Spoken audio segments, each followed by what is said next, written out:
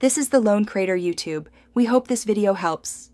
In this video, I will explain how to fix Roblox not working on iPad. First, let's start with some quick fixes. Always begin by checking your internet connection to ensure it's stable and strong. Next, try completely closing and reopening the Roblox application. If that doesn't work, a simple restart of your entire iPad device can often resolve many temporary glitches. These initial steps are surprisingly effective for common issues. Keeping your software current is crucial for smooth performance.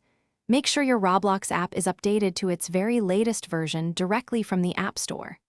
Simultaneously, verify that your iPad's operating system, iPad OS, is also fully up to date.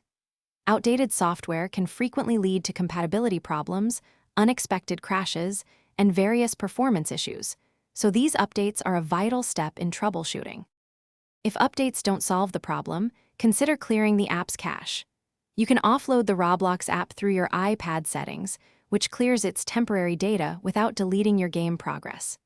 If the issue persists, a more thorough solution is to completely delete the Roblox app and then reinstall it from the App Store.